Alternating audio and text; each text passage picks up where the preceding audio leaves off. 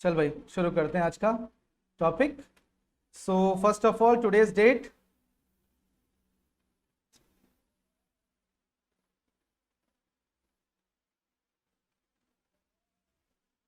30th of April 2021। Okay, आज हम लोग पढ़ेंगे बेटा एक नेक्स्ट सेल ऑर्गेनल के बारे में जिसका नाम है प्लास्टिड्स।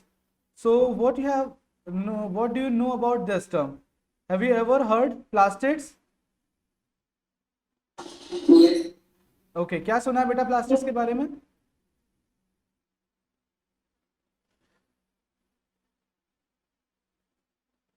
कुछ बता सकते हैं, कुछ स्पेशल पॉइंट जो आपने सुने?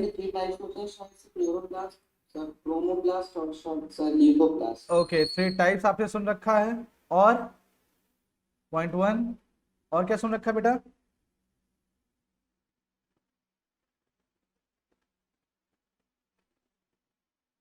और कुछ किसी ने?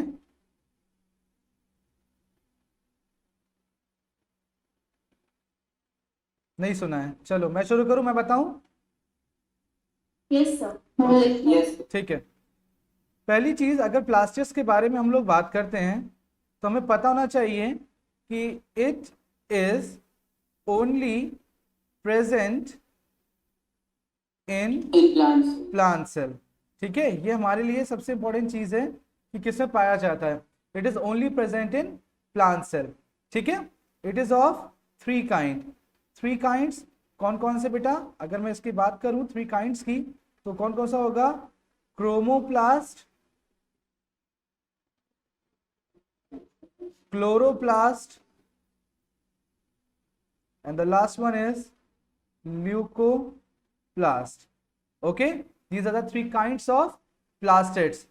Okay, कौन कौन सा? Chromoplast, chloroplast and leucoplast. सबसे पहला उठाते हैं हम लोग यहां से chromoplast. Okay, chromoplast.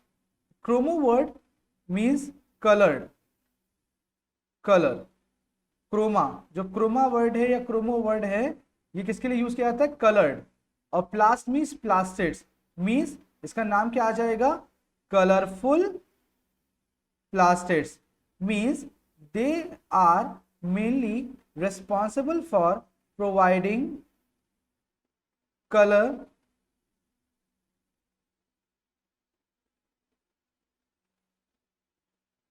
responsible for providing colors जी टू डिफरेंट प्लांट्स पार्ट। ठीक है, अलग अलग प्लांट्स के पार्ट को अलग अलग कलर प्रोवाइड करते हैं। ठीक है, यहां पे एक एक्सेप्शन कर लेंगे स्टार बना करके, एक्सेप्ट ग्रीन कलर। ठीक है, ये सारे कलर प्रोवाइड करेंगे एक्सेप्ट ग्रीन कलर।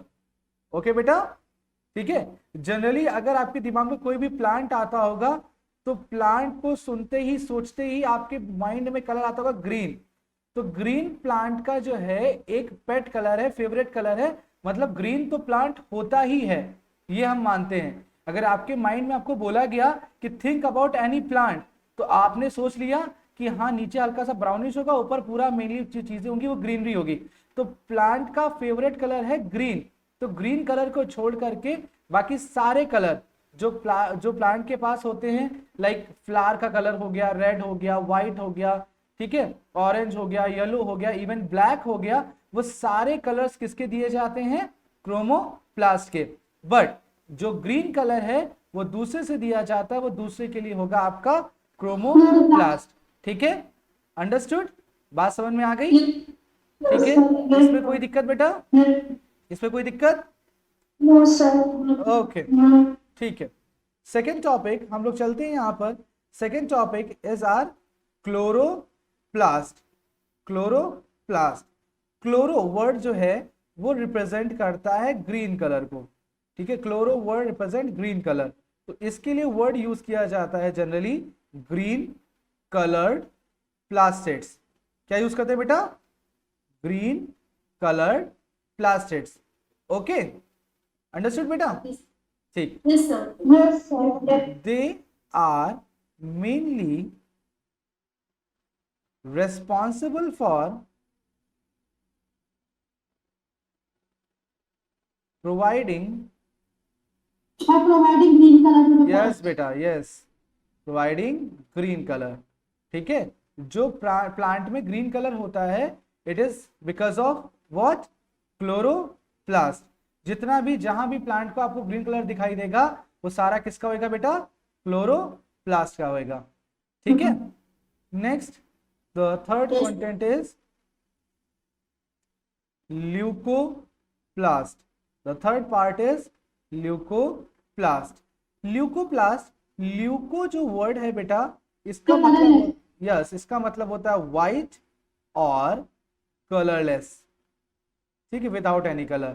तो ल्यूकोप्लास्ट मीन्स क्या होगा? Colourless plastids. Okay, leucoplast means colourless plastids. Okay, they are mainly responsible for, they are mainly responsible for storing of food in the form of. अब कोई मुझे बताएगा plant में food किस form में स्टोर होता है? Sir, energy, glucose. No, Glucose. Glucose नहीं, ग्लूकोज तो फॉर्म होता है. स्टोरिंग, स्टोरिंग, स्टोरिंग किस फॉर्म में होती है? Sir, feedback. Sorry, No start. Yes. एक चीज आप यहाँ पे स्टार बना करके नोट कर सकते हैं. जो स्टोरिंग कॉन्सेप्ट है, चाहे वो प्लांट का हो या एनिमल का हो, तो इसके लिए आप लिख सकते हैं जो प्लांट सेल है इसमें स्टोरिंग होता है किस फॉर्म में? स्टार्च के फॉर्म में. वेयर एज अगर हाँ बच्चा, एनिमल सेल अगर होगा तो वहां जो स्टोरिंग होगा किस फॉर्म में होगा? ग्लाइकोजन फॉर्म में. तो ग्लाइकोफोर किस फॉर्म में स्टोर होगा ल्यूकोप्लास्ट में? In the form of starch. Understood बेटा? क्या चीज? मैंने आपको पीडीएफ भेज. ओके बेटा, मैं चेक कर लूंगा इसको. अभी ये चीज समझ में आई आपको? Yes sir. Okay, please note it down, note it down fast. Okay, तो यहां से हम लोग नेक्स्ट टॉपिक स्टार्ट करेंगे. The next topic is about chloroplast, the other plastid. Okay, chloroplast, ये आपका इंपॉर्टेंट कंटेंट है बेटा 9 CBSE का. तो इसमें आपको एक रिमाइंडर है like about nucleus, mitochondria and chloroplast. ये आपके इंपॉर्टेंट लेक्चर्स हैं. इस पर आपका एक 5 मार्क्स का डायग्राम बेस्ड क्वेश्चन जरूर आता है.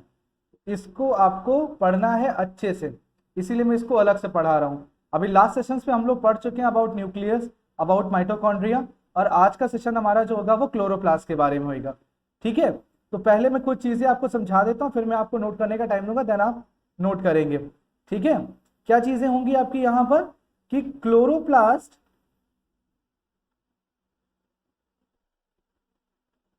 Is green colour. अभी साथ में कोई नोट करेगा बेटा, मैं टाइम दूंगा आपको. Green colour plastids which is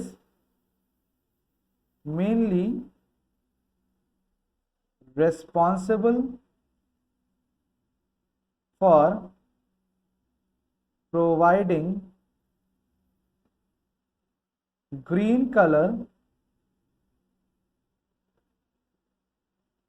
to plants part. Okay, structure के बारे में करें. स्ट्रक्चर जरूर होता है इसका, इंपॉर्टेंट है स्ट्रक्चर इसका. तो इसका डायग्राम कुछ इस तरह से होता है बेटा.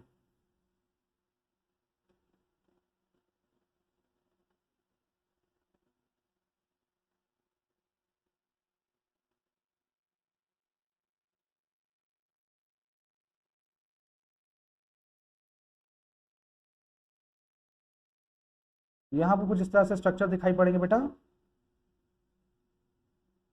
जो मैं सिंगल सिंगल स्ट्रक्चर का नाम बताऊंगा तब तक आप इसको ड्रॉ कर सकते हैं जिस तरह से मैं ड्रॉ कर रहा हूँ। ठीक है,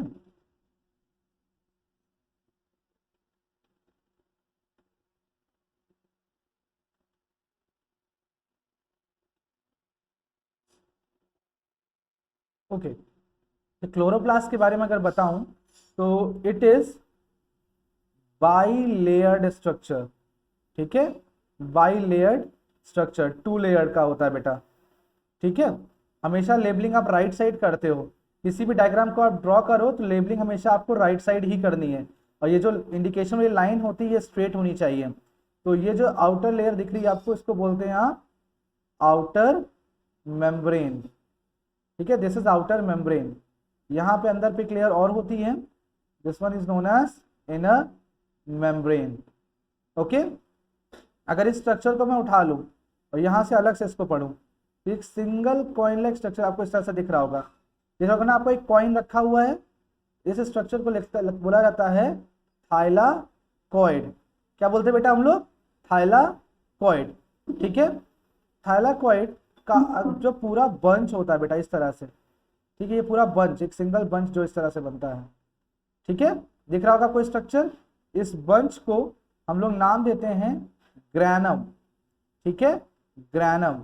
और ग्रैनम का ये सारा जो ग्रुप, ये पूरा जो ग्रैनम का ग्रुप है, मीन्स इन सबको अगर कंबाइन कर दिया जाए, यानी इसका अगर प्लूरल बनाया जाए तो that plural structure is grana. Okay, that plural structure is grana. ठीक है, तो सिंगल अगर आपको कॉइन लाइक स्ट्रक्चर दिख रहा होगा तो दैट इज थाइलाकॉइड, और जो ये पूरा एक बिल्डिंग दिख रहा होगा आपको तो दिस इज ग्रैनम, और जो इंटायर कॉलोनी दिख रही होगी आपको दिस इज ग्रैना। अंडरस्टूड बेटा? ठीक है, क्लोरोप्लास्ट मेनली जो डिवाइड होता है वो 2 पार्ट्स में डिवाइड होता है, मेनली 2 इसके इंपॉर्टेंट पार्ट हैं। The one is grana and other is stroma. ठीक है, तो ग्रैना आपको मैंने दिखा दिया, ये ग्रैना है। ठीक है, ये जो पूरी कॉलोनी है ये ग्रैना है।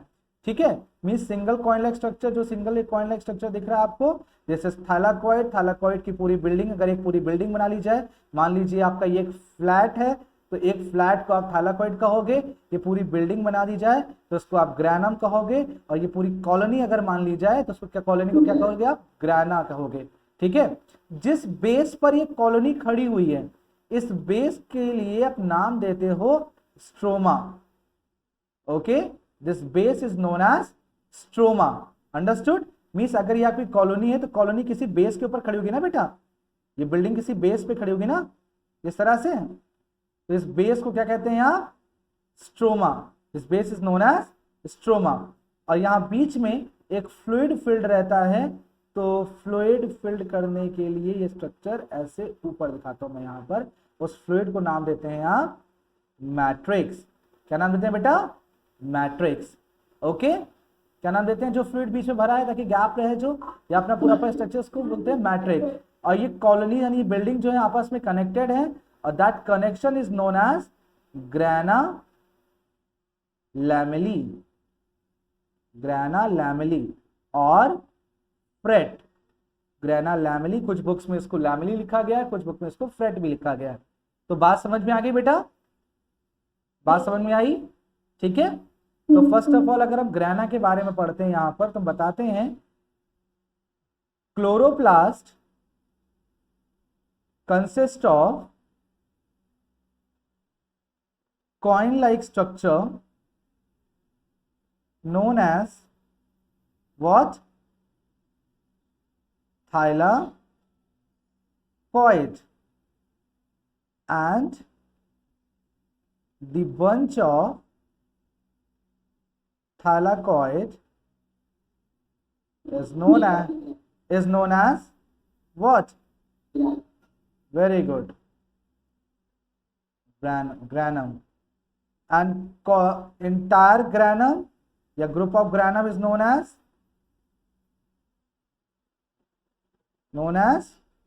grana। ठीक है, ओके। स्ट्रोमा के बारे में अगर हम लोग देखते हैं तो जो बेसल पार्ट होता है, basement of chloroplast, is known as stroma, है ना? ठीक है, बात समझ में आई बेटा? तो क्लोरोप्लास्ट एक ग्रीन कलर का प्लास्टिड होता है बेटा, जो मेनली ग्रीन कलर प्रोवाइड करता है। स्ट्रक्चर की अगर बात करते हैं बेटा, तो स्ट्रक्चर एक बार देख लेते हैं कि ये बाई लेयर्ड होता है, 2 लेयर का बना होता है, आउटर वाली आउटर मेम्ब्रेन, अंदर वाली inner membrane. Single coin like structure या ग्राना स्ट्रोमा को, क्लोरोप्लास्ट को देखते हैं तो 2 पार्ट्स में डिवाइड होता है। The one is ग्राना and the other is stroma. ग्राना जो बना होता है single coin like structure thylakoid के ग्रुप से बना होता है। सिंगल स्ट्रक्चर को थैलाकॉइड, पूरी ग्रुप को ग्रैनम, और ग्रैनम के पूरे ग्रुप को क्या बोलते हैं हम लोग? ग्रैना बोलते हैं। जिस बेस के ऊपर ये स्टैंड करते हैं उस बेस को क्या बोलते हैं हम लोग? स्ट्रोमा बोलते हैं। ओके बेटा, यस और नो? ओके, ठीक है, आगे देखते हैं। क्लोरोप्लास्ट बेटा 1 मिनट में अभी आपको नोट करने का टाइम दूंगा, ठीक है? क्लोरोप्लास्ट इज या क्लोरोप्लास्ट कंसिस्ट ऑफ, अब क्लोरोप्लास्ट कैसे ग्रीन कलर प्रोवाइड करते हैं, कैसे जिस जगह पे क्लोरोप्लास्ट होता है ग्रीन कलर हो जाता है, तो उसके लिए आपको ये पॉइंट पढ़ना जरूरी है कि chloroplast consist of green colour pigment, ठीक है? ग्रीन कलर पिगमेंट आप यहां लिख सकते हो। पिगमेंट का मतलब होता है डाई, डाई या कलर। ओके, पिगमेंट का मीनिंग होता है डाई और कलर। जैसे आप बॉक्स लेके आते हो, कलर के बॉक्स लेके आते हो, तो उसमें अलग अलग कलर्स के रखे होते हैं ना, बॉटल या शीशी रखी होती है ना, तो उसको पिगमेंट बोलते हैं, ठीक है? कलर पिगमेंट कहते हैं। Chloroplast consist of green colour pigment known as, do anyone knows the name?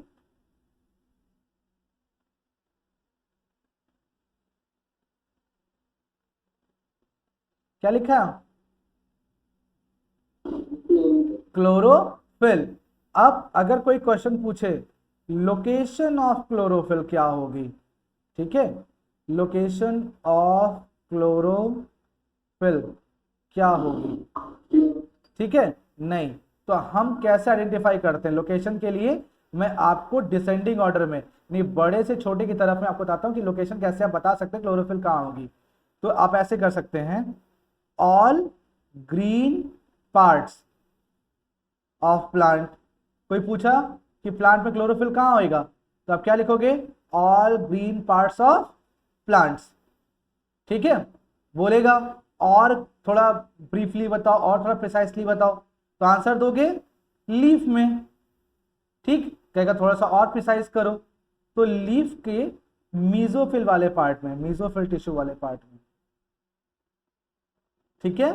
कहेगा थोड़ा सा और ब्रीफली करो, थोड़ा और ब्रीफ करो, तो आप बताओगे कहां पर?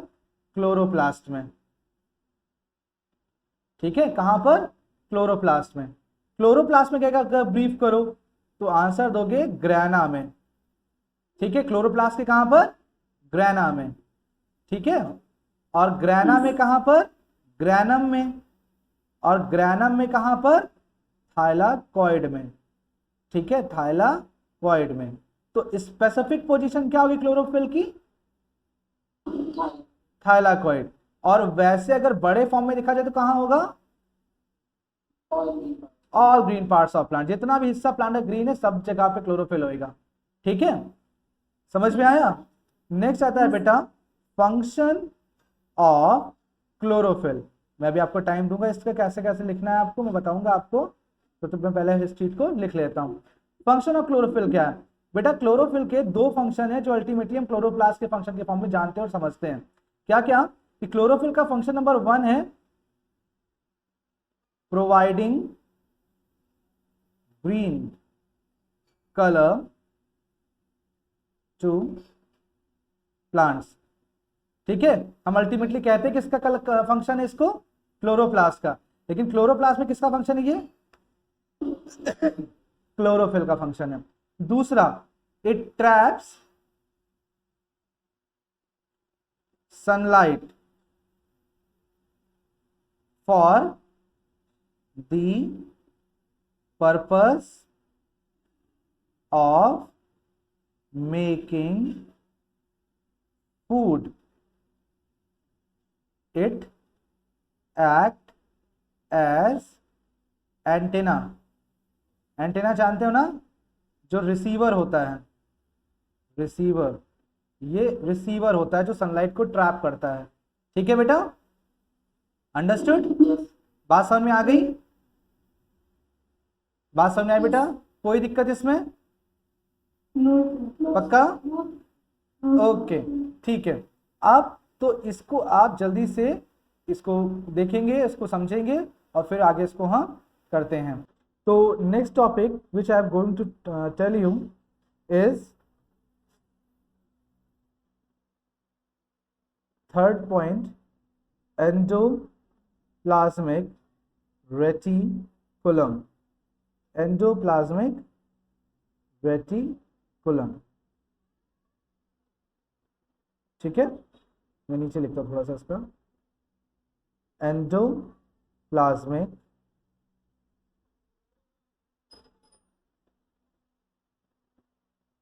रेटिकुलम, ठीक है। अच्छा, एंडो मीन्स होता है इनसाइड, ठीक है, आपने पढ़ा था एंड ऑस्मोसिस वाले केस में भी ना। प्लाज्मिक मीन्स प्लाज्मा, और रेटिकुलम मीन्स होता है नेटवर्क, ठीक है, इनसाइड प्लाज्मा नेटवर्क। जैसे आपने कंप्यूटर में पढ़ा होगा कि आपका एक मेन सिस्टम होता है और उससे रिलेटेड आपके डिफरेंट सिस्टम्स को कनेक्ट किया जाता है। पढ़ा है ना ये चीज का? इस तरह से क्या कहते हैं इसको? इसको क्या कहते हैं? नेटवर्क। नेटवर्किंग।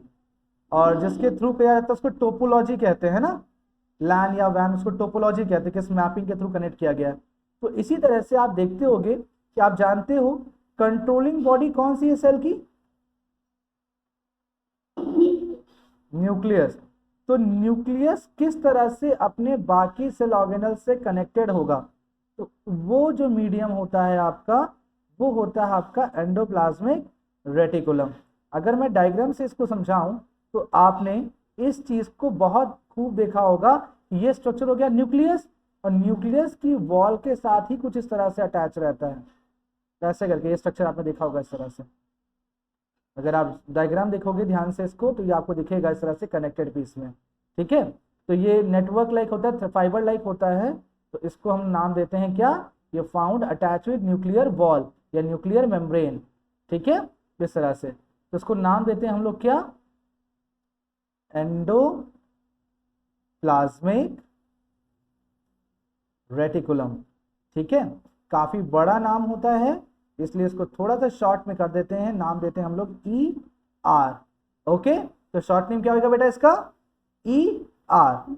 ओके, तो इसके लिए अगर लोकेशन की बात करें तो लिखेंगे हम it is found attach with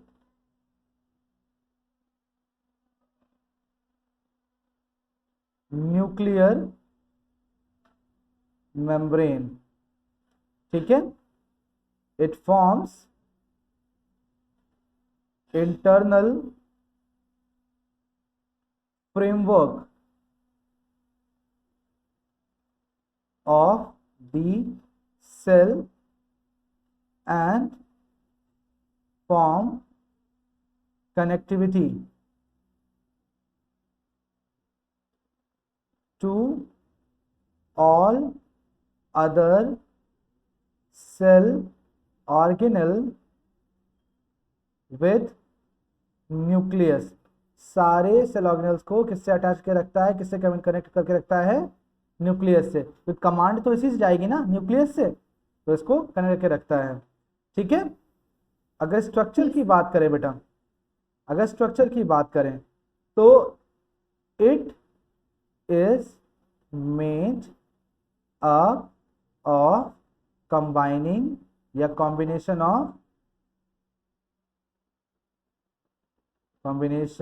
of 3 structure या शेप्स, ठीक है। कौन कौन से? Cisternae,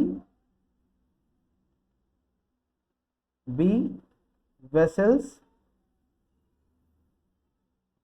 C tubules। Cisternae, vessels and tubules, cisternae, vessels and tubules. Cisternae बेटा ऐसा होता है कुछ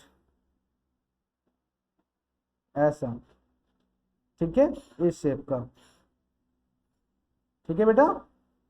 वेसल्स ऐसा होता है ओवल शेप का, और ट्यूब्यूल्स ऐसा होता है, ऐसा ब्रांच्ड, दिख रहा है बेटा, ट्यूब्यूल्स ऐसा होता है। तो इन्हीं 3 स्ट्रक्चर्स को कंबाइन करके बना होता है आपका एंडोप्लाज्मिक रेटिकुलम। क्लियर बेटा, बात समझ में आ गई? तो एंडोप्लाज्मिक रेटिकुलम क्या होगा? It is found attach with nuclear membrane and it forms internal framework of the cell, ठीक है। ये कनेक्टिविटी रखता है न्यूक्लियस के साथ, अदर सेल ऑर्गेनल्स के साथ, ये कनेक्टिविटी बना के रखता है, ठीक है। अगर इसकी शेप की बात की जाए तो 3 स्ट्रक्चर्स को मिलाकर बनता है cisternae, vessels and tubules. Cisternae ऐसी होती है, वेसल्स ओवल शेप होते हैं, ट्यूब्यूल्स थोड़े से ब्रांच वाइज होते हैं, ठीक है बेटा, अंडरस्टूड? ये चीज समझ में आई? ओके, आगे देखते हैं बेटा। ई आर, मैं शॉर्ट में लिख रहा हूं, ई आर। ई आर किसका फॉर्म है बेटा, क्या फुल फॉर्म है इसका? जी, इज ऑफ 2 फॉर्म या 2 टाइप्स, ठीक है। ये 2 टाइप्स का होता है, एक smooth E R and other rough E R, ठीक है। Smooth E R and rough E R, short name S E R and R E R. तो आपने क्रिकेट बैट देखा होगा, क्रिकेट बैट के ऊपर ग्रिप देखी होगी, ग्रिप होती ना ये हैंडल के ऊपर, उसके ऊपर डॉटेड ऐसे कुछ पड़े होते हैं, देखा होगा, ऐसे ऐसे डॉट पड़े होते हैं, देखा है? होता है ऐसे करके डॉट्स, दिख रहे हैं ये वाले डायरेक्ट डॉट्स दिख रहे हैं बेटा? तो अगर ये डॉट्स होते हैं तो ये ग्रिप रफ होती है कि स्मूथ होती है? और डॉट्स हट जाते हैं जब ये पुराना हो जाता है तो कैसा हो जाता है? स्मूथ हो जाता है। तो हम क्या लिखेंगे? व्हेन डॉट्स, ब्रैकेट में लिखेंगे राइबोसोम्स, इस पर राइबोसोम्स पाए जाते हैं बेटा, are present, the ER is known as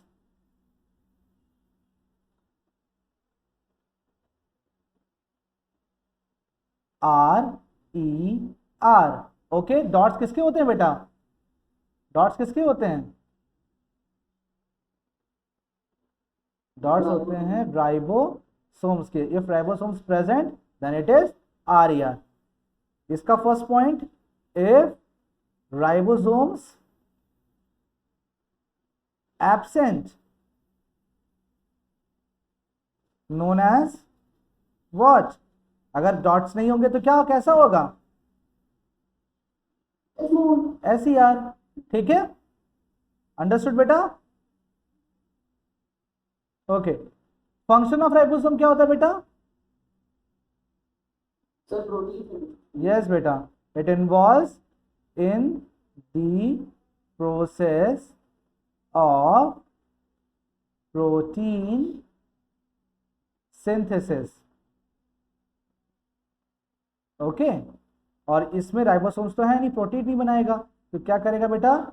it forms lipid, it form lipid, ठीक है। एक फैट कंटेंट होता है लिपिड। अच्छा, कुछ सुना सुना लग रहा है आपको, लिपिड एंड प्रोटीन? कुछ सुना है इसके बारे में? कहाँ सुना है? कहाँ सुना है? कहाँ सुना है दोनों साथ में? सेल मेम्ब्रेन में सुना है बेटा। ये दोनों कंबाइन होके क्या बनाते हैं बेटा? ये बनाते हैं साथ में रह करके सेल मेम्ब्रेन। तो जब होता है cell division, forms cell membrane after cell division, ठीक है। सेल डिवीजन के बाद क्या बनाते हैं? ये सेल मेम्ब्रेन बनाते हैं। And the process known as, process को क्या कहते हैं? मेम्ब्रेन बायोजेनेसिस, ठीक है। क्या कहते हैं बेटा? Membrane biogenesis. Understood? Yes, sir. ठीक है भाई, मान लीजिए आपका ये सेल है, सेल है आपका, यहां से इसको ब्रेक कर दिया गया तो इतना स्ट्रक्चर आया, ये स्ट्रक्चर आएगा। अब इधर वाले स्ट्रक्चर पे तो सेल मेम्ब्रेन है नहीं, तो कैसे बनेगी? तो ये यहां से लिपिड और प्रोटीन आएगा और यहां जाकर के इसको पूरा कंप्लीट कर देगा। अंडरस्टूड? इस प्रोसेस को क्या बोलोगे आप? Membrane biogenesis. ओके बेटा, क्या बोलोगे? Yes, sir. Membrane biogenesis. अच्छा, जब तक सेल डिवीजन नहीं होता ये लिपिड और प्रोटीन स्टोर रहते हैं। कहाँ स्टोर रहते हैं? Stored in Golgi body. Golgi body cell organelle है, वहां पर स्टोर्ड रहते हैं पैकेज फॉर्म में। ओके बेटा, Yes, sir. बात समझ में आ गई? ठीक है, समझ गए इसको पूरा? ठीक है, नोट कर लिया? हाँ बेटा इसको कर लीजिए आप। ओके ठीक है।